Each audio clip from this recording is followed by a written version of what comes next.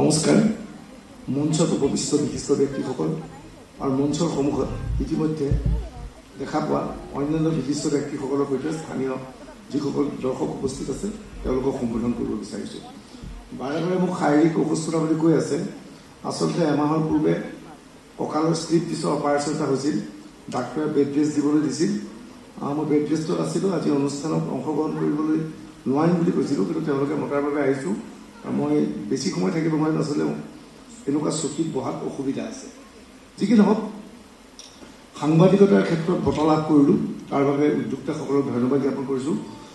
মাজে মাজে এটা মনত ক্ষোভ হয়, সেই ক্ষোভখিনি আপোনাৰ ওপৰত ক'ব বিচাৰিছোঁ যে এজন সাহিত্যিকজনে সাহিত্য ৰচনা কৰে, ভাল কিতাপ লিখে, তেওঁ এদিন ভাল পুৰস্কাৰ এটা পাবলৈ সক্ষম হয়। সাহিত্যিকৰ বাবে নিৰ্দিষ্ট বঁটা আছে, সাহিত্য একাডেমী বঁটা আছে, জ্ঞানপীঠ বঁটা আছে। এজন ভাল কবিয়ে কবিতা লিখি থাকক, লিখি লিখি তেওঁৰ লেখাৰ বাবে, তেওঁ শ্ৰেষ্ঠতাৰ বাবে এটা সন্মান পোৱাৰ সুবিধা আছে। আজি জাহ্নু বৰুৱা ডাঙৰীয়া আছে, তেখেতে খুব ধুনীয়া ধুনীয়া ছবি বনায়।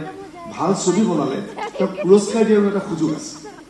ইয়াত অভিনেতা বাহাৰ ইছলাম ডাঙৰীয়াক দেখিলোঁ, ভাল নাটক কৰিলে তেওঁক এটা বঁটা দিয়াৰ সুযোগ আছে। কিন্তু দুখৰ বিষয়, সাংবাদিকতা এটা বস্তু য'ত সাংবাদিকতা কৰি থকাৰ পিছত সেই ব্যক্তিজনে যি ধৰণে স্বীকৃতি পাব লাগে সেই ধৰণৰ স্বীকৃতি সাংবাদিকতাৰ ক্ষেত্ৰত নাপায়।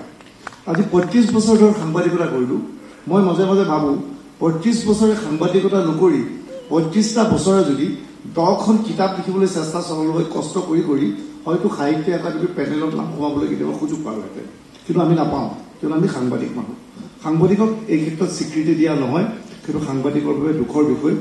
সমগ্ৰ ভাৰতবৰ্ষত আপোনালোকে মন কৰিব যে সাংবাদিকতাৰ বাবে বিশেষ বঁটাৰ ব্যৱস্থা থাকে, কিন্তু অন্যান্য ক্ষেত্ৰত যথেষ্ট বঁটাৰ ব্যৱস্থা থাকে।